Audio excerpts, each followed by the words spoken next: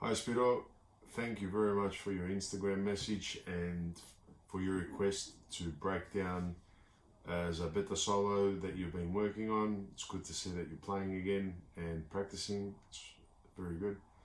I found a version from Christos Nikolopoulos that he does it in F major. I believe originally the piece is in D major by Zambeta.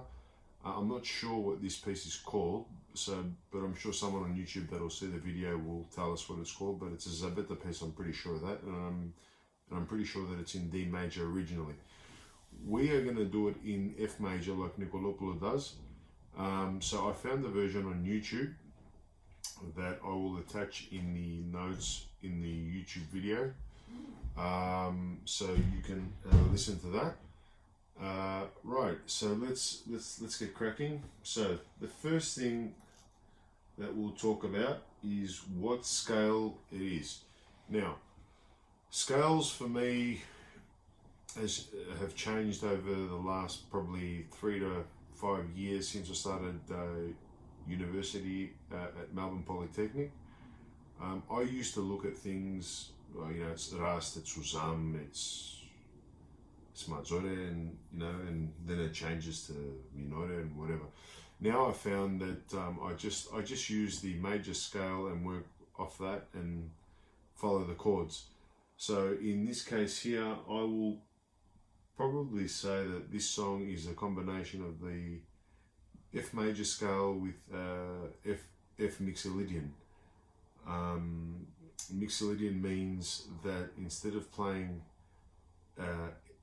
E, which is mi, so when you're playing Rast, for example, or on ascending, so it's, so there's your mi there, right? It does that, it hits the E flat, or mi ifesi, if you want to call it that, mi ifesi. So, but if you look, you could call this a Mixolydian scale.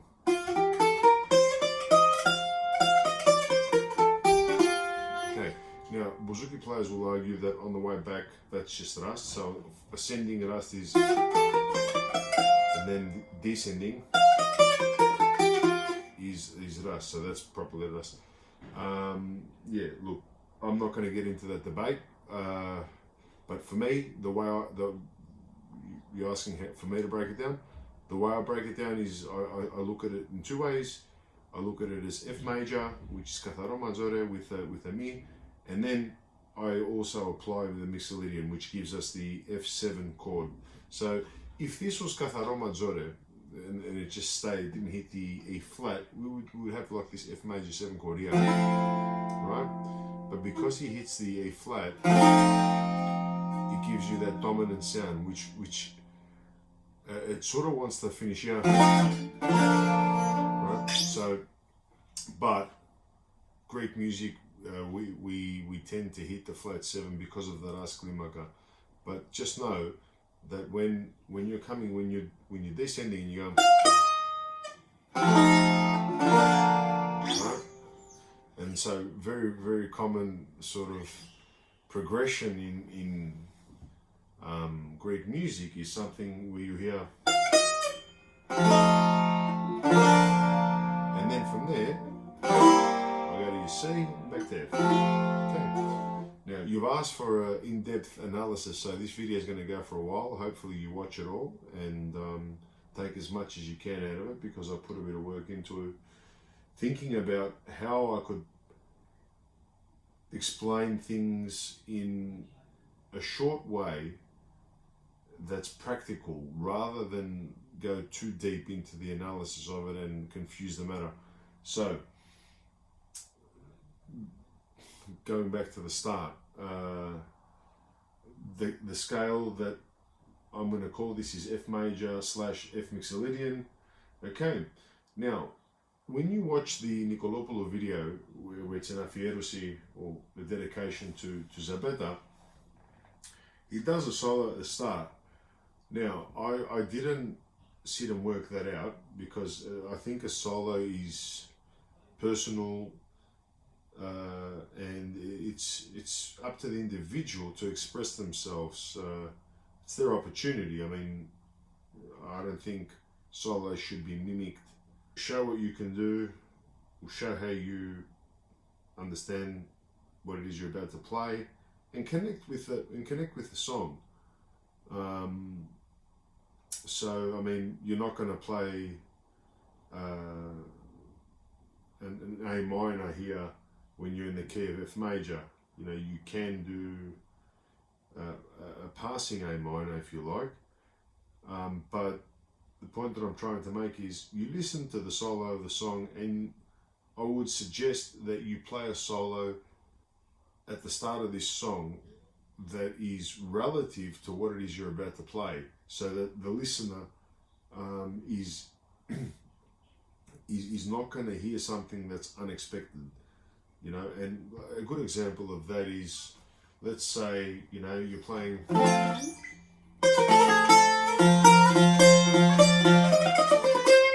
You don't, that's the intro of the solo, right? You're not going to, you know, sit there and do something like, you know, you're not going to jazz it up. You can, but you don't need to, because it takes context out of the song. So with regards to the beginning, I would suggest he's basically, from what I've heard, he's gone from F major to G minor to C major. Now, usually Bouzouki players, and in this genre of music, this era, Zambetas style, we tend to do the following. So it's you got your F major, there's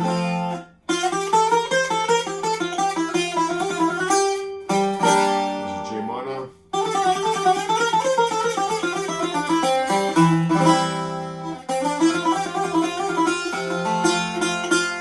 okay. So that's just your basic sort of introduction to a solo. You work around those chords, pushing the envelope a bit further, to move around a bit more.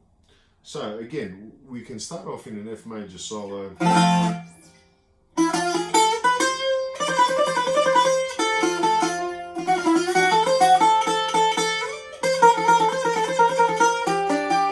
that G minor? Back to C major. Now, this part here, I would recommend, if you wanted to expand your solo, things that you can do to expand your solo, you could probably go to D major here.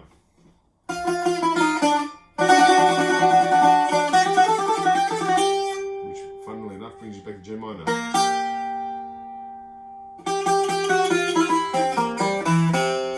Back to C major.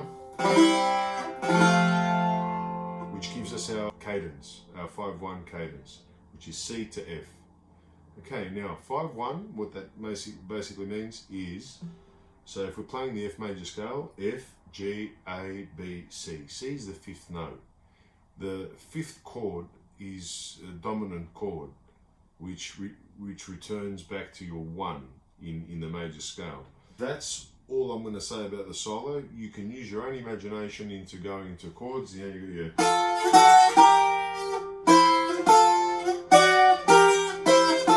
Okay, one more thing I want to mention, because knowing Bouzouki mindset, you're probably thinking, what scales can I use to move around if I go to the G minor and the C major? Without getting too technical again, I would probably stick to as close to what you're about to play as possible. In terms of scales, so if we're in F major here, now we're going to go to G minor. Now if I just do it like that,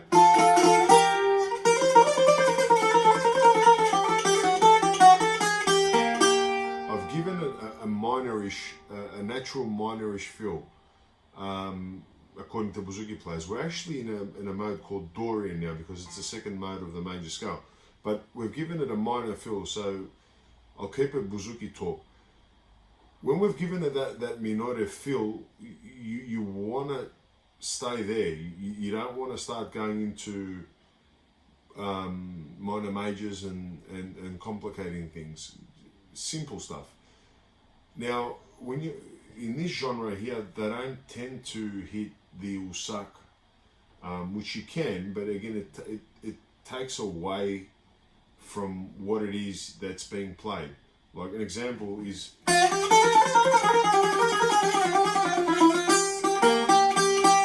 again I can return,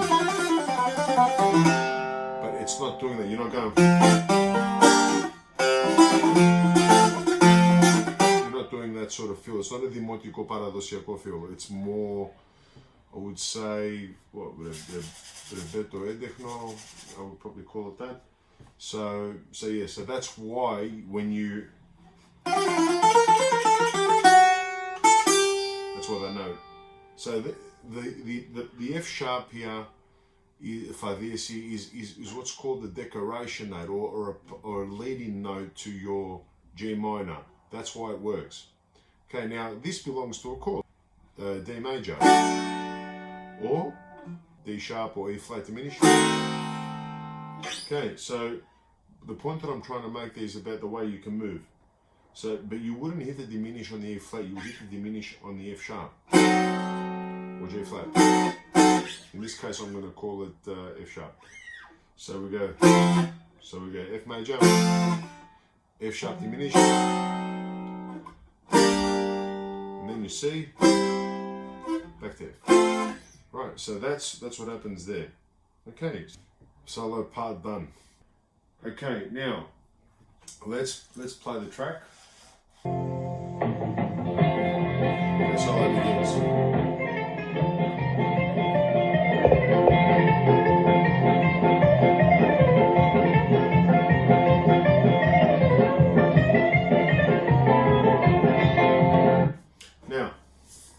Let's have a look at it. So,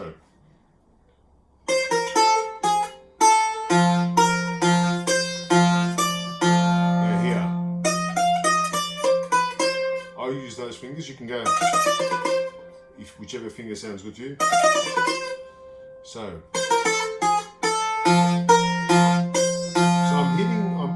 I'm basing with the F string coming along the melody line.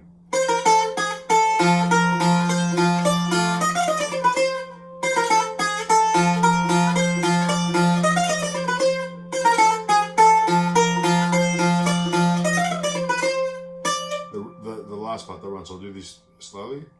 I start up.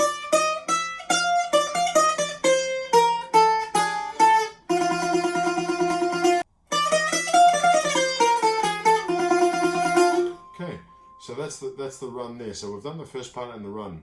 The next part.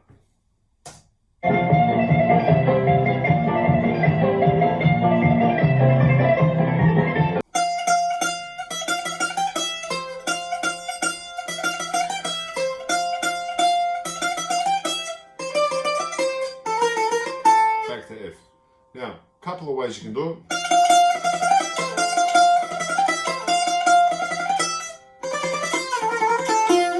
Go back there. It depends. It just really depends on your ability to move up and down the neck. And wherever you can make it. Obu prolavis, as we say. Right, so I would recommend, if you can, come back up so that you can set up here if you want.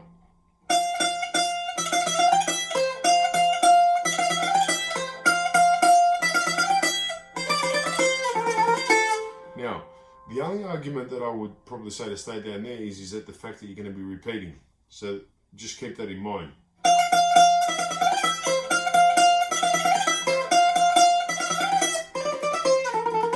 So if you finish here on the A here on the 12th fret on the A string, it's quicker, it's easier, sorry, to go back down to the F here with your second finger. Okay, so that looks at the solo part there. Second time round, he doubles up the pick. Okay, so it's the same melody. He's just doubling up the notes. Okay, so instead of, say, playing 8s, he's playing 16s. If he's playing 16s, he's playing 30 seconds. That's all that's happening. So this comes down to your ability to adapt to the same speed and multiply your picking. So you're picking up speed. So the second time round is going. just double picking.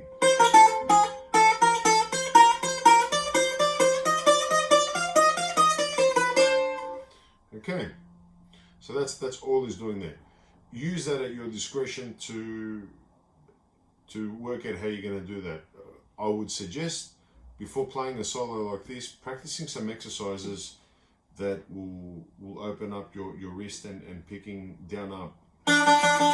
Because a lot of the way Nikolopoulos plays is a lot of down up, and even though he plays a lot of downstroke notes with his stuff, that's for emphasis reason. That's just, he's expressing there. That's why he's doing that. But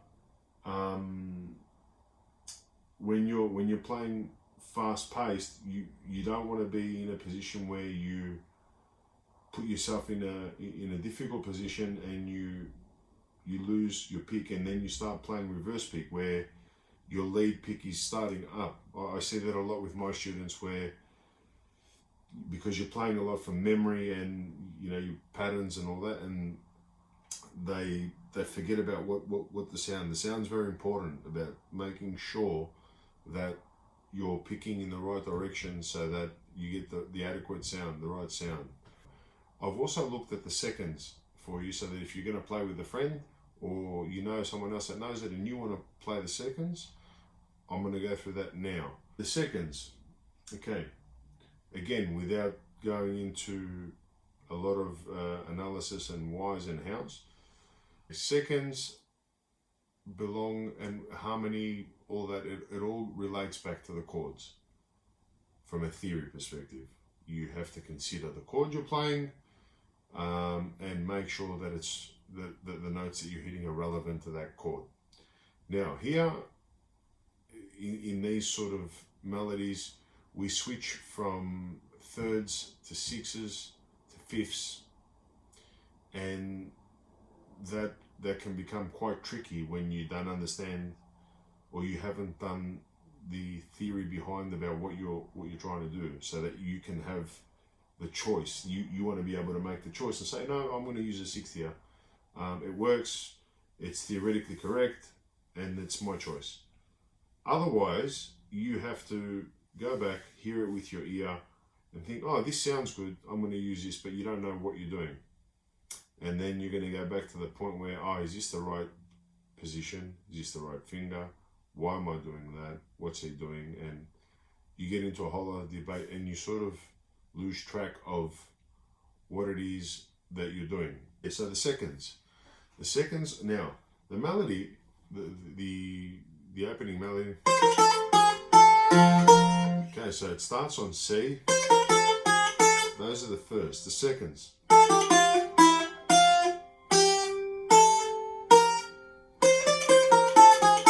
That's one way of doing it. I'll do it again. Now, because he hits the F in the first, you can hit the A.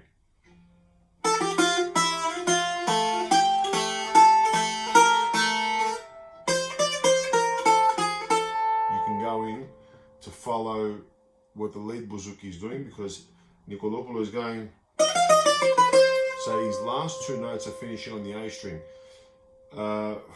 From my questioning with the old school Bouzouki players and modern, it's good. I've been told, I'll mention his name.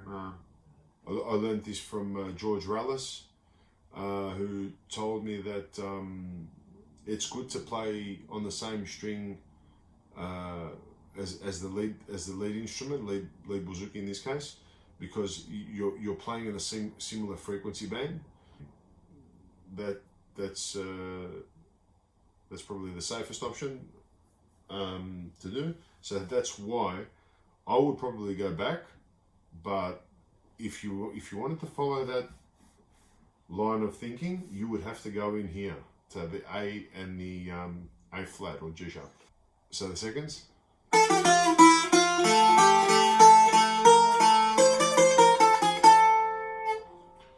Right, and then here's something interesting.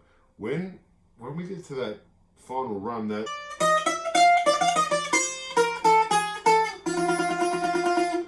run there are the harmonies don't work. I found that I didn't like them, or that didn't sound right to me. So I just played the octave. Now that's okay too. So not every note can be harmonized, and the ones that can't be harmonized, you just play the octave. As you finish the harmonies there, your next position has to go here.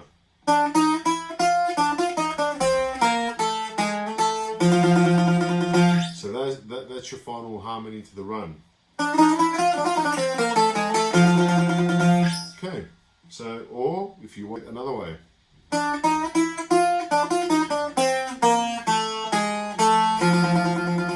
you can even do it like that.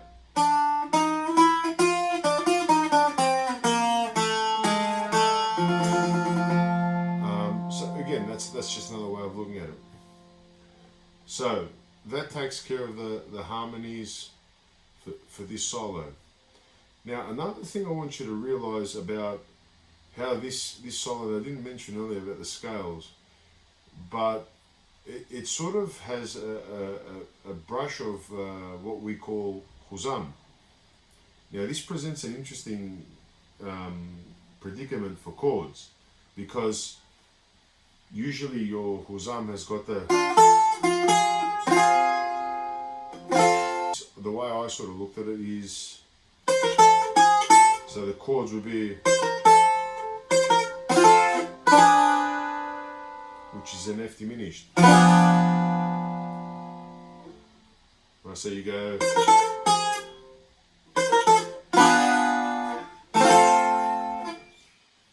so that's also something to think about. But again, I still stick by the scales that I said earlier, because it's only that one note. It's the bulk of the song is in F major, so I'm not going to sit there calling it huzam and get into that argument. That covers that. Now, as a practice incentive, I would say to you to have a look at this song and play it in different octaves, even though it's there. It doesn't mean anything. So where does it start? The way to sort of think about it, where does it start? It starts in C here. Let's have a look. So where would we start? Here.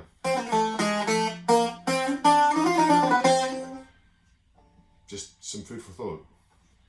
It puts you in an uncomfortable position that you have to learn your fretboard and be comfortable with hitting open strings and get into this really uncomfortable zone here, that you're used to playing La Usak, Re minore, La maggiore and Sol minore.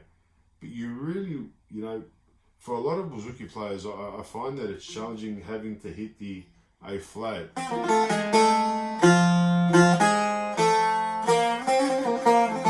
Right, so play it in other octaves.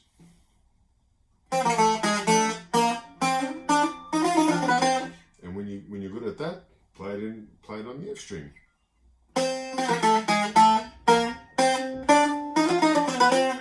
Why not? You can do that. So I think I forgot to do that part where it goes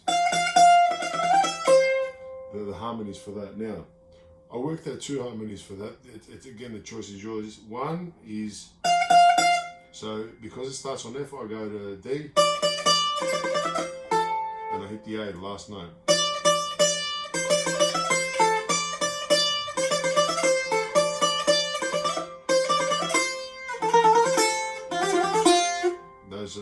Those are the harmonies. Now if he goes in and you want to play it in with him on the A string, you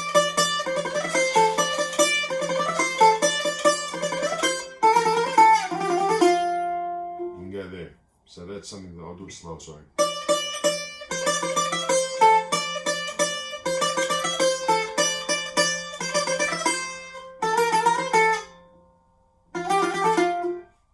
Right. And again, if you really wanted to get funky with it, why not start it on the F string? See how it sounds. Or here, up here.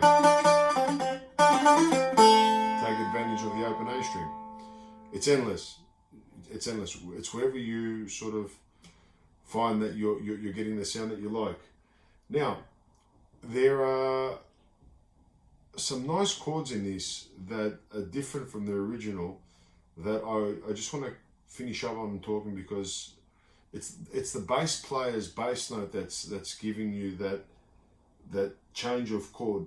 The guitarist is hitting, so that they're going, and they're doing it at this part here. That's what I think really makes this such a really good reharmonization and version of Zambetas Solo. That Nikolopoulos, I think Nikolopoulos is a genius when it comes to harmony. I love listening to his ability to reharmonize chords and really take advantage of basic chords and just changing things up, and it just changes the whole experience. And it's not that Nikolopoulos, from what I've listened to so far, jazzes it up and just throws everything at it. He makes very subtle changes that don't hurt the meaning of the song or the direction of the song or what the song's there for. So Zambetas' version doesn't have these chords. They're just simple. They're simple chords in terms of they follow simple theory rules. Whereas Nikolopoulos here, I don't know whether it was his idea or the bass players, but it was, for me, this is genius, because it's just one chord that changes it. So where he's doing so that's, those are the chords that, right, so what he does the second time round, so the first time they keep it originally, so B flat major to C major. The second time they go B flat. So, but the bass player is hitting an A, and I'm not going to tell you why that works, because we're going to be here for another 10 hours. But that's the chord that changes, that makes that whole like, wow, what's going on there? So it's, or you can even do it from here. So B flat, which is, again, some food for thought there with the chords. Again, I'm sorry that this video has just dramatically gone up in time, because we've had to talk about so many things and to break this down. I still think the easiest way going forward, when you want an in-depth analysis of this, it's probably best to practice it and come up with the questions that you want, and I can just answer them directly. Otherwise, I'm trying to capture as much as I can here for everybody, because this is going to go on YouTube. So this will be the last video I do for this week, because it's going to be our Easter, and tomorrow is Μεγάλη Παρασκευή. So yes, I'll upload this for you tonight, and you can have a look at it whenever you feel like it, and please feel free to message me and ask me any questions. Again, to all of you, thank you to my new subscribers and to all the kind messages that I'm getting. For all of you that have sent me through messages on doing requests, I will do them. I'll probably do them next week because of our Pascha. So thank you again. Don't forget to hit likes and comment and subscribe to the new guys watching the videos. If you have any feedback, if I've said anything that you feel or think can improve, please feel free to leave me a suggestion on how I can better do these videos for you guys. And if I've played something wrong, well, please feel free to comment, and I'm here to learn as well. I'm not here making these videos saying I know everything. This is nothing like that. My mission is to get more people playing Bouzouki, more kids playing Bouzouki, and I love this instrument. I love Greek music. I love all music, but I just love this instrument, and I think it's the best instrument in the world. So again, thank you for your time, and catch you guys soon.